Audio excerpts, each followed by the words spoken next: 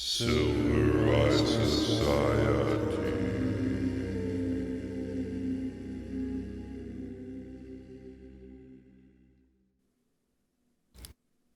Welcome to the Silver Eye Society podcast, the podcast where we look at film to find the ancient themes behind our modern problems.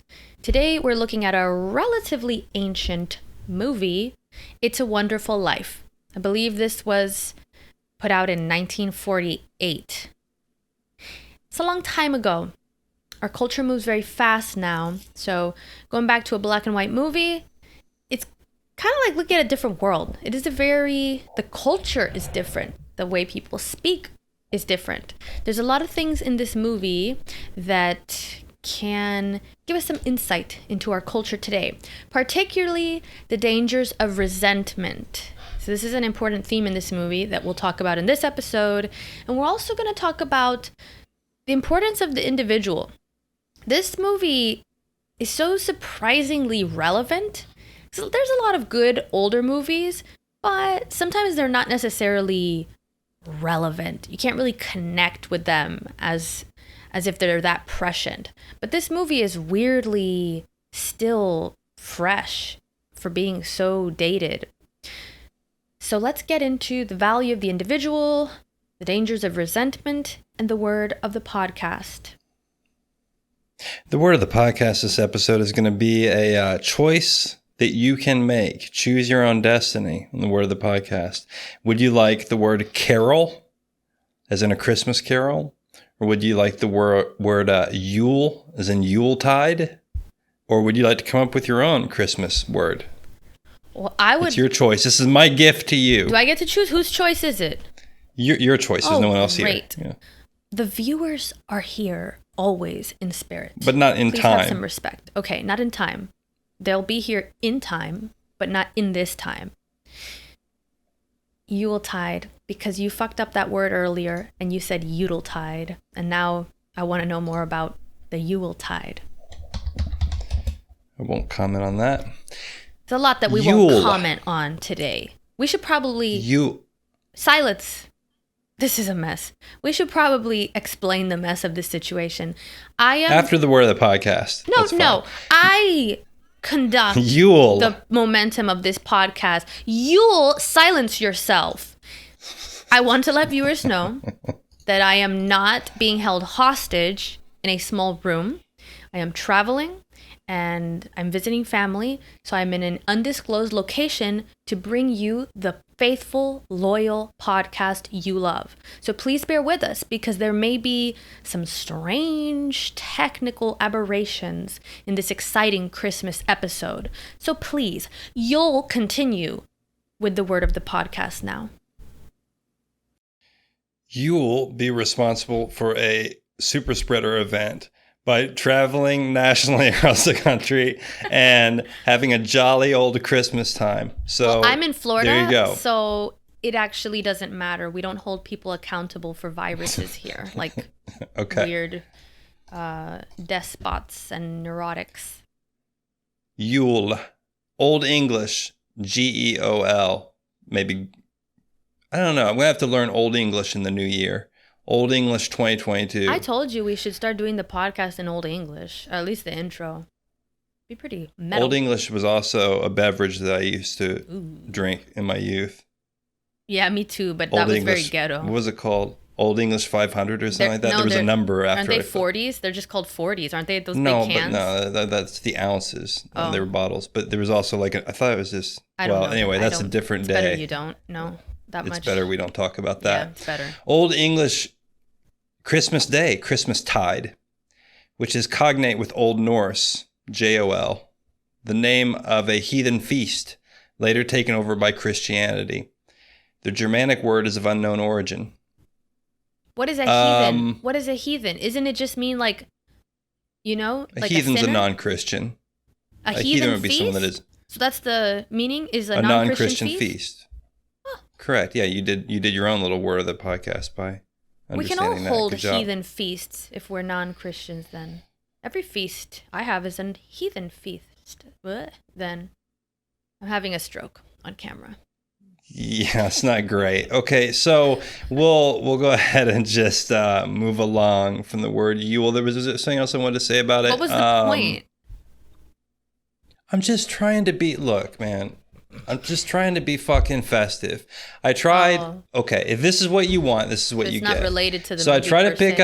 up. You want to talk about all the things.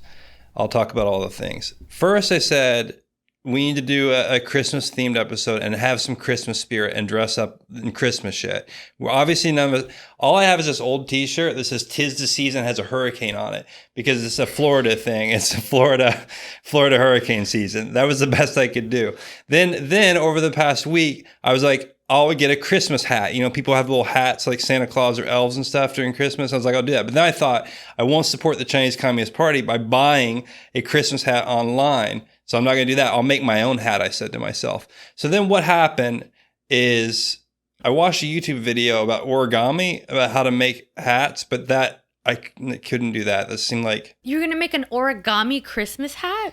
I don't know. That was, I don't know. That was so I dark looked into moment. that first, and then I was like, okay. And then what would happen is I would just walk around this room, and I would pick up this piece of paper, and I would do this. I would just fold it like this, and then I would kind of like put it on my head, and then I would realize that wouldn't work, and then I would just quietly set it down and leave the room and forget about it for another day. And then another day I would just pick up this piece of paper and I would kind of fold it again. But then I was like, this is just a cone hat. This makes no sense. Yeah. Then I thought, what if I made a crown and crowned myself Christmas king? But then I thought that seems mildly maybe satanic. Yeah, it's Not a sure if I little should do that. blasphemous. But then I was like, Charlemagne, he was into crowning himself, Holy Roman Empire, you know, though apparently he didn't do that. He had the Pope crown him, but it was like, haha, Pope. This is a whole thing. We won't need to go into that. That was a whole nother day. There was a whole nother day of thinking about Haha, Pope. the hat. Point is, hat didn't work out. Audio doesn't work out. And viewers, astute observers, will note that I am also wearing my first headphones from the beginning of this podcast, which debuted in April 2021. The crown of And shame. I am, I suppose at the end of the day, I am wearing the crown of shame in the headphones. So let's move on. Let's talk about this film. Get into Let's understand resentment. We got it's a little resentment here towards technology. Got a lot of thwarting of our efforts going on today. The mic is misbehaving. You're wearing the crown of shame that is your weird gaming headphones. I don't even know what this video is going to look like. The lighting in here is vaguely like a hostage execution video. So got a lot going on here. On that note, let's talk about this film, which I found to be heartwarming. Yeah. And really a good film. You know, even though it's from the 40s, it is a bit of a different era, different day. My main observation about that being there is a much more optimistic and innocent tone to the film than what you see in today's filmmaking. Well, in today's culture, But without being naive. I don't think it was naive. That's the thing. It didn't. The people should watch this. It was optimistic, but at the same time, it wasn't silly or childlike. yeah, And actually had some decent acting in it, I thought. yeah, no, it definitely did. I mean, there's a difference between optimism and naivety, and that's something that I think this film displays in the lens it takes, because it is optimistic. It does try to show you very much at the core the value of a human life and the value of living that life despite the suffering and all the slights and injuries that you'll experience throughout life. It's not cynical, but it's not silly or naive or trivial or flippant either. It's actually pretty heavy, you know, for a movie that has a bright ending. And I think you said that this movie has a feel to it that's optimistic, but I also felt that it has a weird way of highlighting the cynicism of our culture as a whole, not just art. You know what I mean? Because I think those go hand in hand. I think the reason there's this kind of optimism in the film is that there tended to be this more lightness in the way people conducted themselves in culture versus now where it's like how miserable can you be and broadcast that. And I don't want to bring everything back to social media, but I think there's also part of it that has to do with the media. But you will. No, like the legacy media too, because if you think about like Walter Cronkite type of media versus today's media, I wonder how much, which we spoke about in the network episode, I wonder how much that shift from a more objective, informational view to this kind of opinionated, pundit style hastens cynicism, because in a way that sells more. And that's part of why it's become a popular mode of, I mean, you watch these people, you watch all the corporate media figures, and they're always just selling you the latest apocalypse. Is there one that genuinely tries to take a more, at least objective and a more unifying approach? It actually seems naive and silly to even ask that question. And that's why I think the culture as a whole has become so cynical, when even to wonder if it's possible to not be that way seems naive itself. This film was made right after World War II. So historically, you have a country that was victorious, but also victorious in a war that was tragic, and a lot of death and a lot of actual destruction. And very, I think that there's something that you see the optimism of America right after World War II in this film, and it will be surprising to people. There's a sense of the future. All the young people are dancing around and they're, we're going to go do things and build bridges and things like that. It's just, it's not a world I recognize. Yeah, that is different. However, the thing that makes this movie still relevant and a good thing to view, going to our first point, is that the main character still, though he's filled with this optimism for life, runs into several different barriers and ends up taking responsibility for a lot of things that aren't necessarily his fault, or they're just circumstances of life.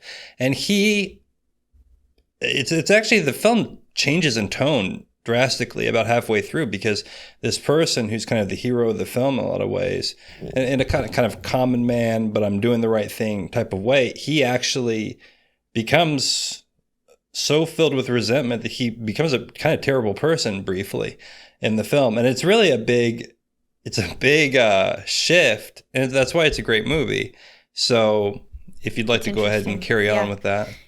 What I was reminded about watching this movie, particularly this character and the descent into becoming the antagonist in the movie because of his own resentment, reminded me of The Shining and Jack Torrance's character. Now, Jack Torrance starts out already resentful, and then he keeps going. There is no redemption for him. So you see that play out to its end ultimately in The Shining. In It's a Wonderful Life, you see the person begin from this kind of youthful optimism, fresh, unmarred by the injuries of life. But you watch what happens as those injuries and those moments of unfairness accumulate and start to create resentment. And you see how he starts to go down this path of becoming the monster in the film. He antagonizes his children, his wife. He is about to let down his community. And he's about to kill himself, which is interesting because that's what you thought Jack Torrance's character should do in The Shining instead of trying to kill his family, and fair enough. So maybe this is Jack Torrance's ideal self. Well, but remember, even in this film, he's considering killing himself also because that life insurance policy would actually help people. So he never goes completely into the darkness. And also, you say he starts out unmarred, but what's actually great about this film is the first time we see him is in his youth. Two major things happen to him. First, he loses his hearing because he has to save his brother, who's a dumbass, and slides into a hole in a lake. So no good. And then later, his brother is like, hey, peace out. I'm not going to stay here in the hometown to save the bank and do any of that. I'm just going to get married and go. I don't know what he does. Oh, well, he goes to the army, so he's kind of a hero or whatever, or Air Force or something. Well, but anyway, gets a different point job is, at one point. First, he gets a better job, essentially, and then he goes to the army and becomes a hero. So he gets to kind of have this life of more glory as almost this main character, whereas his brother plays the main character in the movie. The brother, George, whatever his last name is, he plays almost like this second fiddle to the brother. And they show that exactly during the wartime thing. Mm-hmm. They show his brother off doing the thing, and he's collecting spare like metal and rubber for a drive to help the war effort from home. Mm-hmm. But this whole movie is great because it shows you, and then, remember also in his youth, there's a drunken pharmacist who he basically saves someone's life as a kid by grabbing him and saying, look, you accidentally are going to poison this person, and gets slapped in the face for it. So right in the beginning, I mean, he's always sacrificing himself for other people. Now let's also link that theme of sacrifice into the broader Christian message in Christian time. This isn't like a Christian outreach portion of the thing where we do at some point I'm going to have to do the thing where I have the Christian rock and I do the thing, but that's for next year. So you have this character that is constantly sacrificing himself for others. Now, he reaches a point, because he's a human being, which it becomes the unfairness of life becomes too much. And he has a point. I mean, he has, he really does have he has just cause to some degree for his grievances. He meets an actual, genuine form of malice, is what's interesting here. It's no longer someone else's ignorance or an accident or something that he voluntarily gives of himself to solve or aid. He meets genuine malice when the banker takes the money knowing what it is and keeps it. So he basically gets robbed. Whereas, so this is a little different from all the other times that he sacrificed of himself, because it's not a situation that calls for giving or charity or anything like that. It's genuine malice, which is very interesting. And so that seems to compound all these other moments of self-sacrifice into something toxic, something that feels like it's not worth it. He never notices that. No, he doesn't know. What's interesting is he never actually knows that the banker steals the money. Yeah, so what happens is that he thinks his drunken uncle loses it, which he does. Yeah. Actually, I think his uncle, is he drunk a lot, or is that the problem? No, he was just absent-minded. He was absent-minded. Was he? Yeah. Okay. This is the character that's surrounded by a bunch of animals, which is like a weird. You made a note about that symbology, which I'm not sure what that is either. Yeah. Reminds me kind of like this. At the end of this, I'm just going to rattle off. I'm just going to rattle off some mythological motifs at the very end of the podcast for fun. So he never, and there's another interesting thing about the movie is the bad guy, which is the banker, is never actually found out. As far as I know, he just steals the $9,000, and that's it. It's a weird ending. And so because there's a desire for that kind of retribution. And I remember at the ending of this movie being like, well, what happens to the other guy? I want to see him get his. He doesn't. And that's important. That's actually an important part of the movie. He does, in the sense that he's at the very end of the film, everyone has come together as a kind of family and a community, and he's the only main character that's absent. Mm. So he's not a part of things during the Christmas, the Yuletide feast. But let's finish up on the resentment and move on to the next thing, because it's Christmas time. Yeah. I think we're all one. I'm going to go out and do some Christmas caroling here I'm a sure little you bit, are. solo style. Yeah, I am by board your myself. I'm just doors. going to walk the streets singing That's in not my frightening paper at Christmas all. crown. Very Florida man behavior. Now, what's important here is that I want to keep these things tied into actual Christmas, right? Because we're doing this as a Christmas episode. And so we've kind of touched on the idea that our culture, that this movie highlights such a shift in our culture towards cynicism that it almost makes this movie seem cartoonish and otherworldly in how optimistic the characters seem to be, how outgoing they are. They're friendly with each other. They're polite. There's this, and part of it is just, yes, it's from an older time. There's more of a homogenous culture. I think there's something about this movie that shows just a little bit that there is something positive in having a slightly more homogenized culture like that, which is everybody kind of knows how to act towards each other.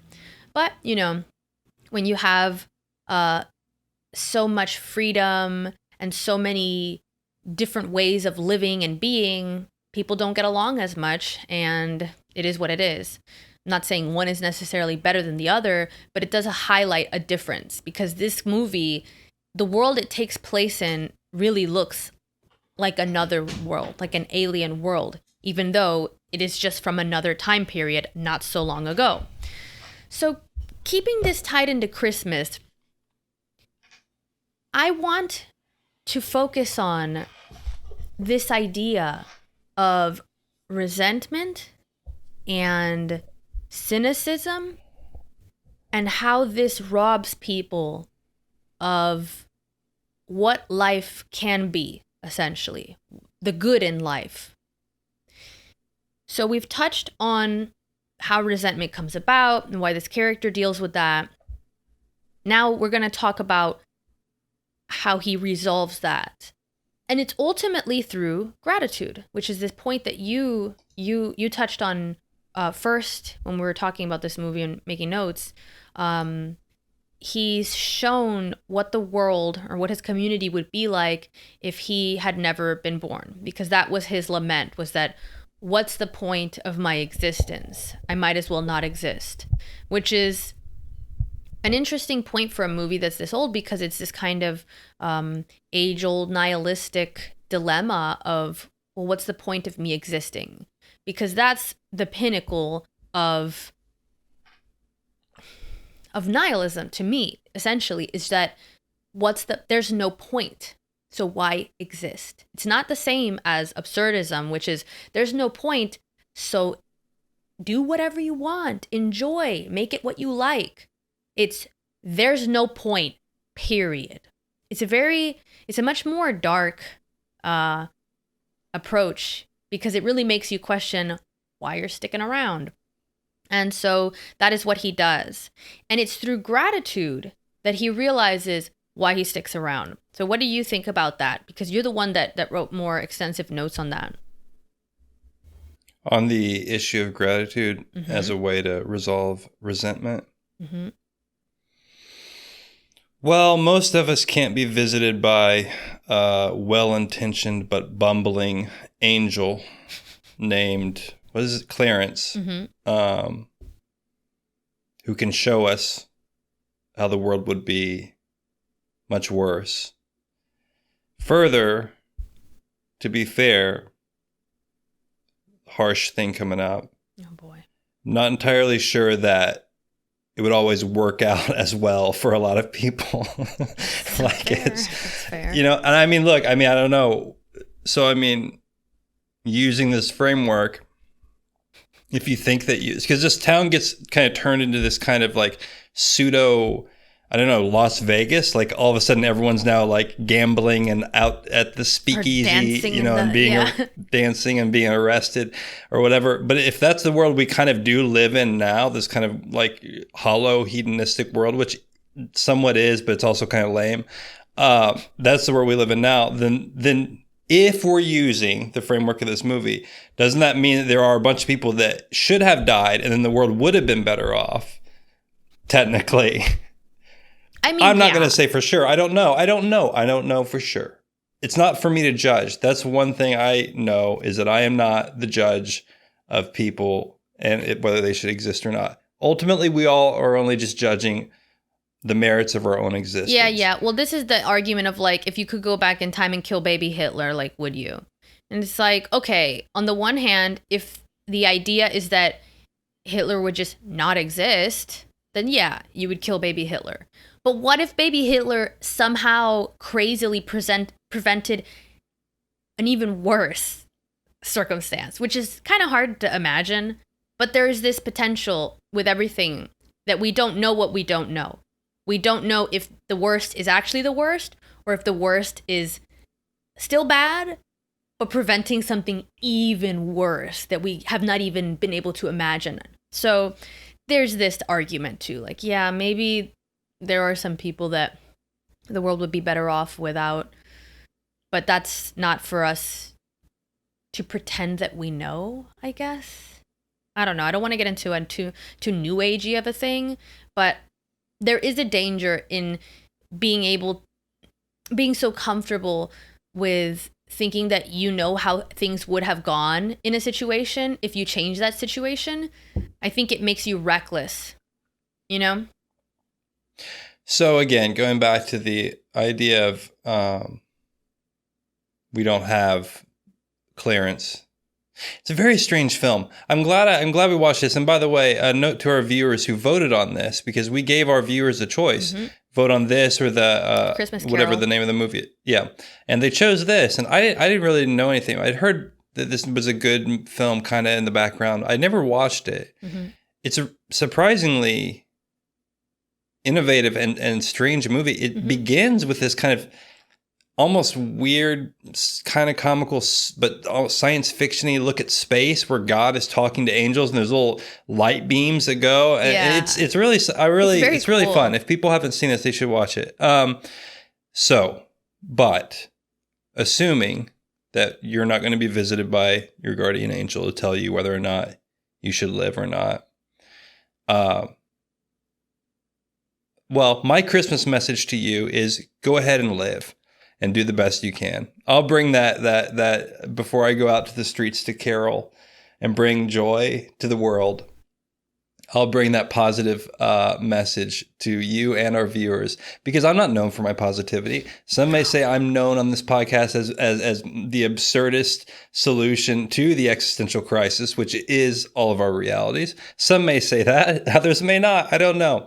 But I'm feeling festive, you know. And so what I would like to say is, we have to judge ourselves, figure out, you know, if it's very difficult. It's very difficult to be grateful for the things you have because you don't realize them until they're gone. Oh. And so how a person does that, I don't know. I think you have to kind of focus on it daily. It's hard to do. And now start up the organ, start up the Christian rock caroling, please. 1, 2, 3. Oh. I don't know. Well, you know, if you were going to go down that route of the Christian rock caroling, there is something in the idea of prayer as a practice of gratitude, but also in a more secular path, meditation. There is the idea of a gratitude meditation. And in both cases, it's a conscious effort of setting aside time to think about what is going right, essentially. That's just it.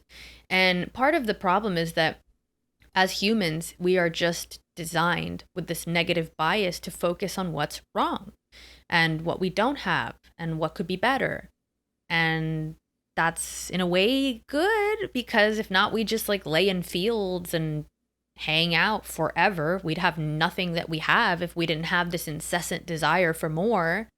But if you're kind of unconscious of that drive and it becomes too real to you, especially in our weird modern world where I think the sense of lack and the morality, the idea that it's inherently tied to your worth to crew material and things like this. I mean, my mom, I was recently talking to her and she was telling me how she asked her students, I think she teaches middle school, maybe 7th or 8th grade, and she asked them what they wanted the most, like something like that. What did they want most in life? What's their life goal?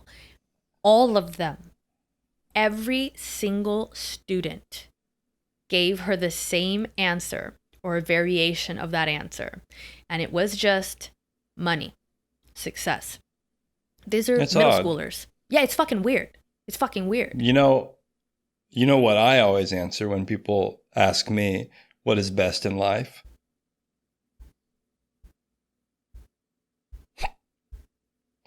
Are you aware? I would never be.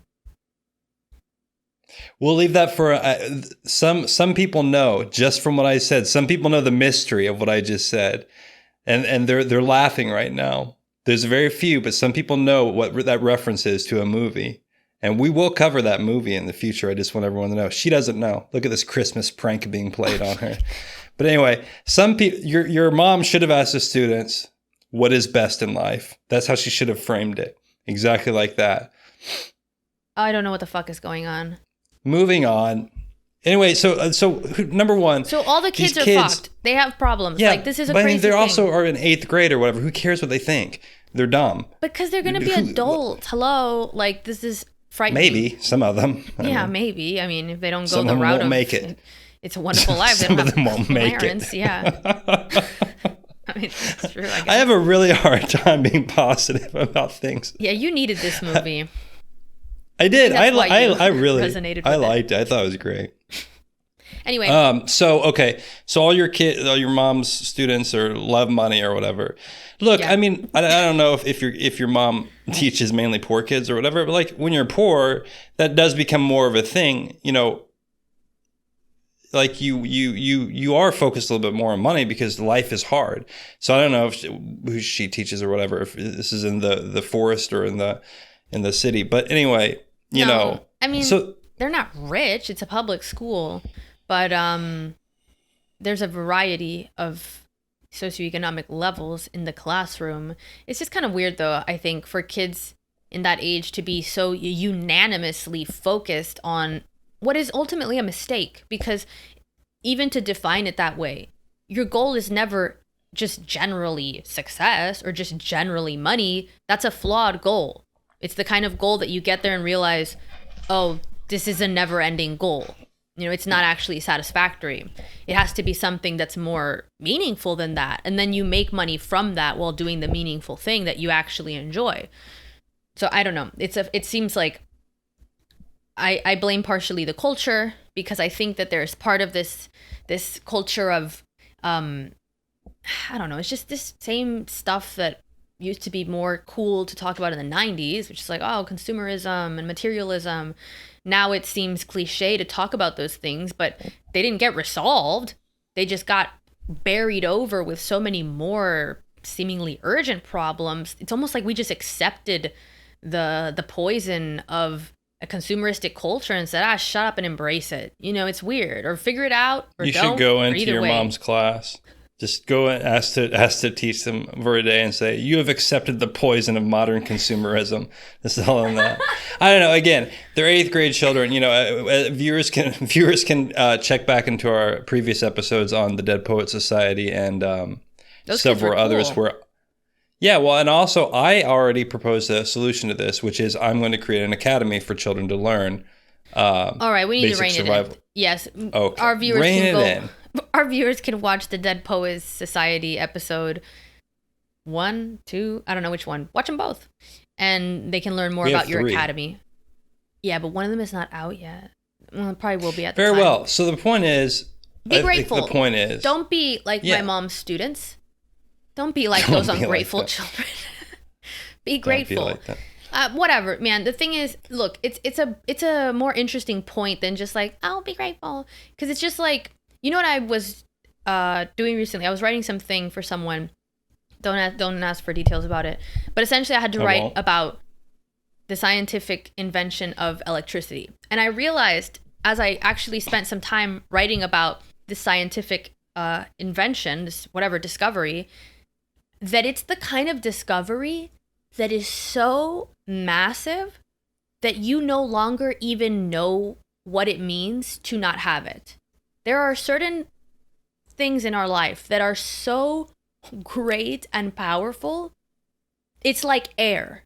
You truly do not even think about them ever, to the point that even if you tried to genuinely think about what it would be like not to have electricity, for instance, you wouldn't even be able to conceive of that reality well. You'd have to genuinely live that experience to realize how many things your life depends upon just for something as simple as electricity. Like, we wouldn't be doing this. We wouldn't be doing anything. The world would look completely different. One invention. So, I mean, this well, is... Many. Don't nitpick. Don't just... No, I will. So but annoying. Anyway, now what I want to say is that, and you can't figure it out by just turning the electricity off in your own house. And, living in Florida, of course, I've gone through, multiple power outages from hurricanes. And, but that's not what it actually means to live without electricity, because all of the items surrounding you that you use, like candles and things like that, those wouldn't exist in the same, those wouldn't exist in the same quantity and affordability if electricity hadn't existed before that anyway. Like, without it, we are basically living in a pre-modern time, which I agree people can't. Even if you have lived in a place where you've lost power for days and days, it still doesn't even actually get you anywhere near what life would actually be like. And so your point about there are certain things, health is another one, honestly, that when people have it, they don't notice it. They don't notice it because it's how it is until you get sick. Yeah. So there's all these kinds of things. Now, but I think you were saying this earlier, we're wired to look at the problems, and we have to be, because I think there's an argument through evolution. It's Schopenhauer's argument too. He has that idea that, I can't remember the word. I was speaking about it recently and I still couldn't remember it. But it's this, he has a philosophical idea for what is also, there's an evolutionary version of it, which is this insatiability. And it's this drive to forever pursue and to forever be unsatisfied once you obtain the thing that you are pursuing. It's essentially I don't think it's the will to life, but it's similar to that idea, that insatiability is actually what keeps you alive. And so it's a miserable condition, hence his flavor of philosophy. But, though, when we talk about electricity and health and all of this, the feeling that comes to me also besides gratitude is wonder. And I think they're somewhat intertwined, but wonder is a really fascinating experience and totally obliterates resentment. You can't be resentful while being in wonder. They're almost opposed to each other, as is gratitude. And so when you really reach a certain level of being able to let go of some of the resentment just long enough to truly look at what your condition is in regards to what it could be, to see the difference between those states, to assess everything that is going right for you, everything that is just okay, but that just okayness is like you being alive and not in the hospital. Just okay. I'm just okay right now. I'm not dying of a disease. I'm just okay. So there's this weirdness in how we conceive of that. But if you think of that, if you think of how many things are strung together to be working right now, to have you in the world you are, in the way you are in that world, it births awe and wonder. It is wonder-inducing. It's so cool. And it allows you to kind of bring this energy back to your life. And you see that, right? You see that in this movie. You see he becomes crazy. This is the coolest thing about this movie, I thought, was that when you reach a certain level of like understanding, of appreciation, of that desire for life, you become crazy. He is manic almost with a desire to live, to the point that the other people, like the regular people that are kind of in that middle, like they're fine with life. They're not at the far end that he was, but they're also not at the far end of ecstasy for life that he is now. They're put off by that sense of urgency and thirst for life, because it's similar, very similar to a crazy person. And it has that flavor of this idea of religious ecstasy, right? Which you'll see these paintings of the saints or different religious figures in what's called religious ecstasy. This moment of being so attuned with God, the divine, whatever, a miracle, however you like to conceive of it. There's different versions of that story, but so attuned to that it births madness. But it's a divine madness. Really cool idea. And so you see that in this movie. So the solution is, if you're feeling down and you're feeling like, what's the point? I'm not sure. I feel resentment towards the world and others. The point is Benjamin Franklin, electricity, modern plastics, religious ecstasy / madness at your existence. These are the things that you need to go back to. All right. Take a look at, investigate, consider, meditate upon. Oh my God. This podcast is like, I feel like it's handicapped sometimes. I don't know if it's not. We're doing the best we can. Internet connection is slow. Sometimes we're doing good. I feel like but it really does. Okay, so I mean, like, let's take this briefly, and then let's. I would like to special class. I would like to do a quick rundown of weird mythological motifs in this movie, and then end. But we're not even. We're not even done. We have to do the part of the individual. You don't think we have time? The individual. Okay. No, we just do it really quick. Yeah, we just got to get in really quick. just go through the individual real quick. just real quick. So the impact of the individual is also a really important part in this movie, and I don't want to ignore it, because I think that there's something important to understand about this, right? There's a popular conception of the individual as futile in the face of larger injustices, in the face of corporations, in the face of bureaucracy, in the face of tyranny. And there's truth to that, of course.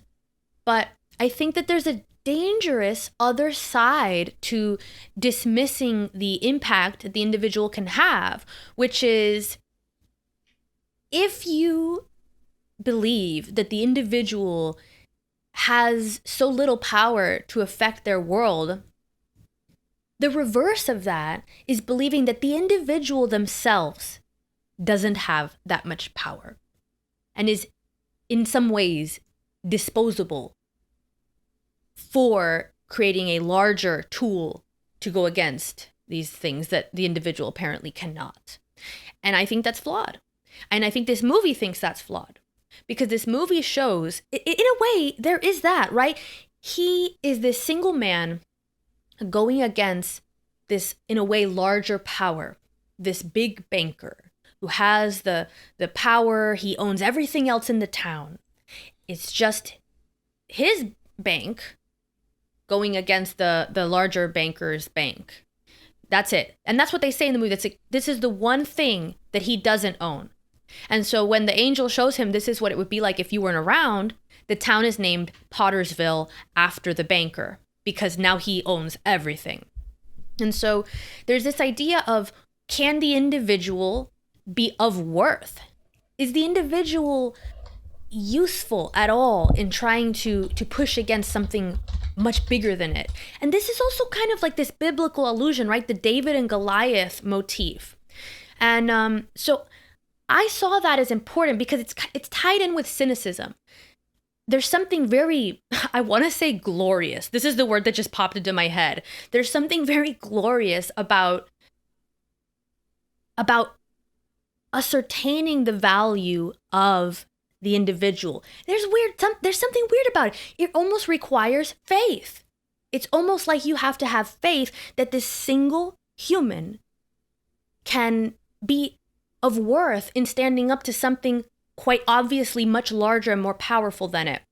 Okay, so you see this in the movie because the whole point is like, okay, if you think you're better off not existing, we'll show you what it looks like, what this entire town, what your entire community would look like -1.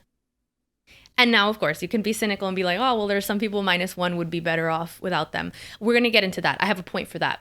But what you see for this person, the protagonist in this movie, is that one person plays all these small roles, but they're still impactful. Even if it's a slight impact, it changes things in ways that we don't even realize, that can be so much for the better in a much longer scheme of things that we can't even conceive of. I think one of the really interesting parts of the movie there was that his brother died. That's the most obvious one, is that he saved his brother's life. So if he did not exist, and his brother did, assuming his brother still wanted to live, he didn't get just plucked out of existence, his brother would have died. He would not have saved him. And the pharmacist would have made that mistake. No one would have been there to stop that. He would have killed someone, and he ended up becoming like this wretch, like this alcoholic, went to prison for 20 years, I think they said in the film. So already, these are 2 lives either lost or ruined through this single individual's lack of existence. And there's something really pretty in the end of the movie there, because it shows that the individual is the whole. Like, they are both the same. You cannot have the whole without the parts of the whole. And so when you bring this individual, you kind of visualize all the connections that have come out from that individual. You see, oh, okay, this is the whole. This is just the one part of the whole. And so you see that in the end, and it changes that resentment. Now, he's not this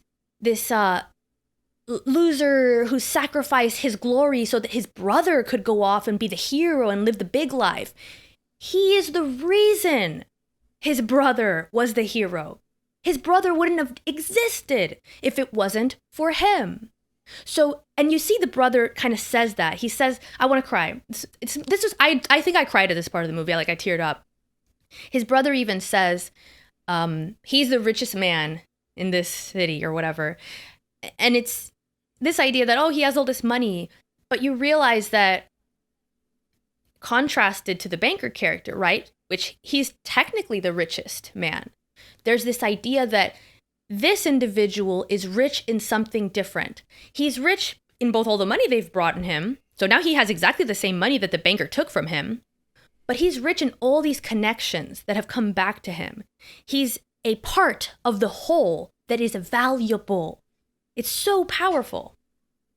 Not only that, it transcends mundane life in the sense that he basically is responsible for minting a new angel, because only through so it reaches from the lowest down to the highest thing. I mean, his life is the consequences of his individual life are having celestial ramifications. So there's a new angel now because of the thing. Anyway, that's cool, yeah. This is an divine element to it. An emergency word of the podcast etymology moment. And these will happen sometimes when something clicks with me when I hear something. It's fun. It's trivia. Okay, check this out. So Potter is the name of the banker, right? Mm-hmm. And it becomes Pottersville. And then when you said that, I thought, do you know what a Potter's Field is? No, it sounds familiar, but I can't place it. So it's kind of interesting that when the town becomes terrible, it becomes Pottersville. A potter's field is a name for a pauper's grave, a common grave, a place for the burial of unknown, unclaimed, or indigent people. And then there's a whole story behind that.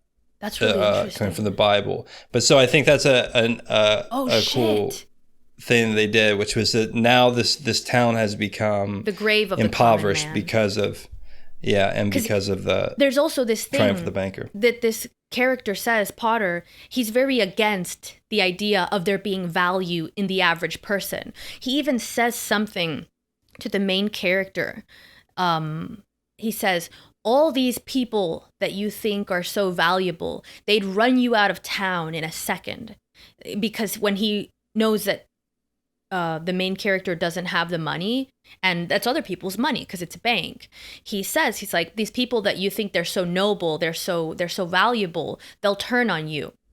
And so they almost do. Yes, they do. To be fair, they that's do. the thing that's good about this movie is that it's not. He's not naive. The evil character is not entirely wrong sometimes. Yeah. So he says that, and they do kind of they mob the bank, and one of the guys is like, no, I want all my money back. Even after he takes his own money and says, okay, the guy still, that first guy says $272, whatever it is. He's like, no, but I want it all. And then the next lady comes up and says, oh, I can get by with $20.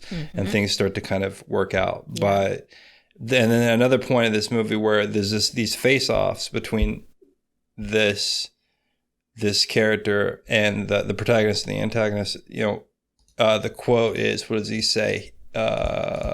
He says, do you put it in here for me? I don't think so. He says basically, he says, oh, you're a warped, frustrated old man. But then the older banker Potter looks at him and says, you were the warped, frustrated young man, which is kind of to some degree true, because after every setback, or most of them you see, especially as he gets older, where he realizes, oh, I can't go off to Europe to college and I have to send my brother. Oh, I can't. I have to keep putting off life and doing the things I want to do.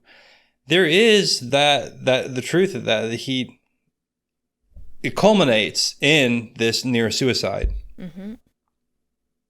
Yeah. Anyway, yeah. I thought you put that well, and I'll leave that that broader point of the individual versus the community to you, and then. But I wanted to bring in the Potter's Field thing. I thought that was that's fun. really interesting, because there is something there about how this character that does not believe in the value of the average person turns the city into a place where the average person becomes ruined, right? Because one of the girls, if you remember, there is one of his classmates from the very early part of the movie, this blonde girl,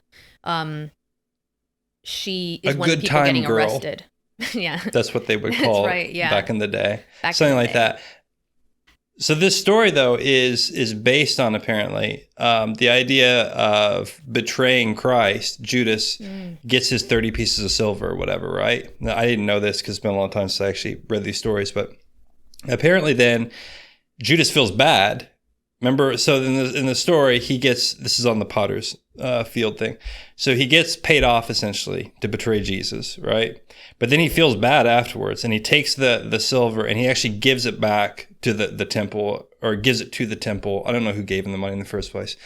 And he goes and kills himself. Judas does. And then the religious people are like, what should we do with this money? It's tainted with blood somehow, so we don't know what we should do with it. And then they use it to establish this burial ground for unknown and poor people. And then there's this etymology link. Somehow this becomes Potter's Field. Anyway, like I say, quick emergency etymology of the podcast. Thought it was interesting. It is. It's a good point. Take a look at. So there's one thing I wanted to say. Oh, yeah. Okay. So here's how we'll sum up. You brought up the point earlier on that, well, the movie makes the argument that everybody's life is valuable. Every individual life has impacts that we can't even fathom.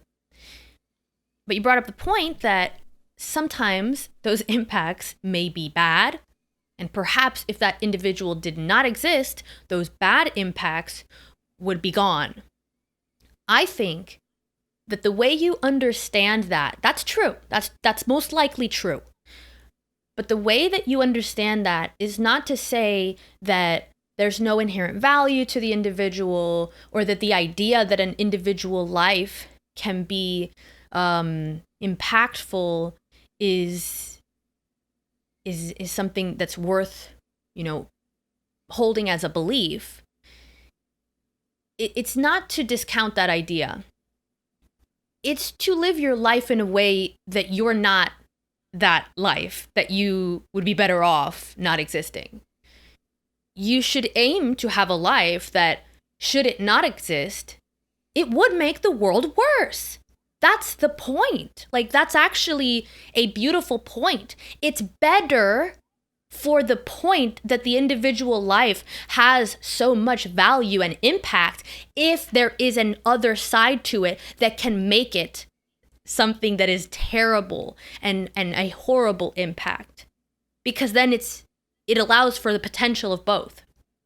The only other alternative then would be that the individual life is just neutral, right? It has no impact either way, which is kind of that like nihilistic, dark collectivist view, which is we will feed individuals into the machine to obtain whatever goal we are getting at, because the larger goal and the collective is more important than the individuals that make up that collective.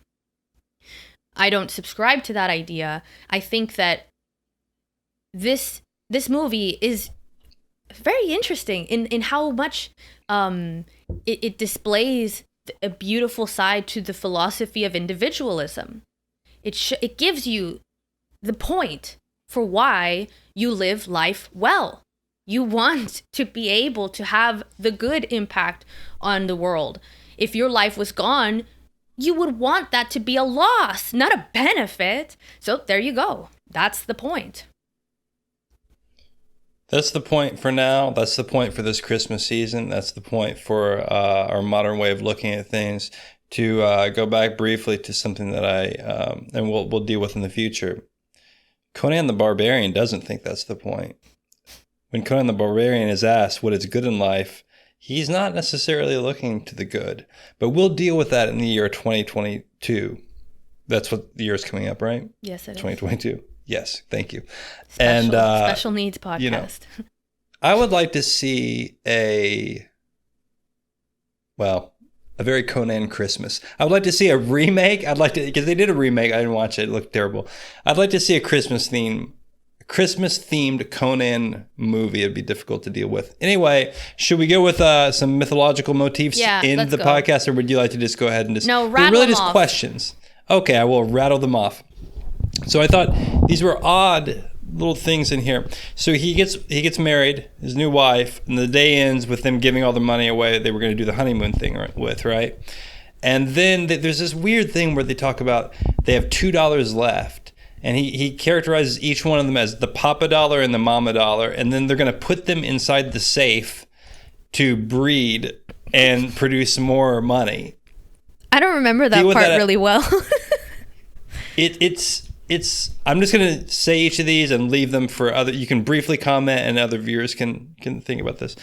Anyway, so then there was another strangely mythological feeling moment where he's kind of courting his wife to be, and either he says or she says something about like lassoing the moon, and then she will eat the moon and her body will become light, and that will emerge from her hair and fingers. Why do I not remember these parts of the movie? Because I think they're so strangely mythologically deep that they almost don't register. Mm-hmm. That's what I think. Or I'm insane that? So you remember, and then I know this is real because then there's that painting when he comes back. She comes back from college. It says Lasso the Moon, and it's like a little painting of him lassoing the moon.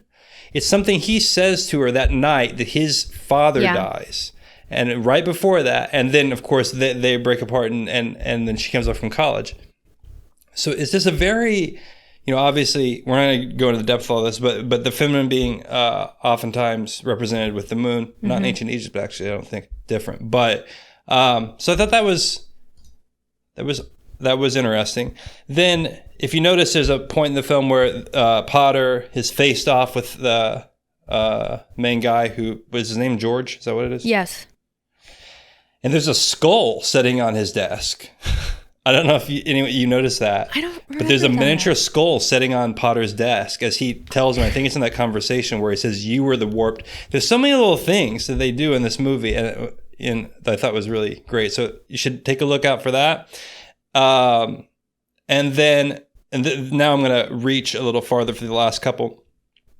When he goes deaf in his ear, I picked up that it's his left ear he goes deaf in. The left, being sinister, always associated with evil, usually. He can't, throughout his life, he can't hear the evil in the world. It doesn't really register. He always acts in a very upright way. At the end, the angel, by restoring his hearing, kind of brings him into a kind of unity.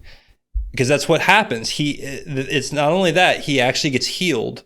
Remember, even after all that, I believe that, I could be wrong about this, but... No, his hearing is lost again once he comes back to life. Correct. It's when he's killed. Essentially, he's dead because the angel has, you don't exist anymore. Right. So then That's when he hears evil, though. That's when and the whole world is transformed around him into an evil universe. Yeah. So that's something else. And then the last one is just a question that I had, which is, why is it? I mean, like... There may be something historical I'm not getting here, but why is there a crow just hanging out in the bank? I kept looking at that too. And then obviously his uncle is the one that's into these animals or whatever, but like, why is he this almost like, what's going on here? Is he a forest?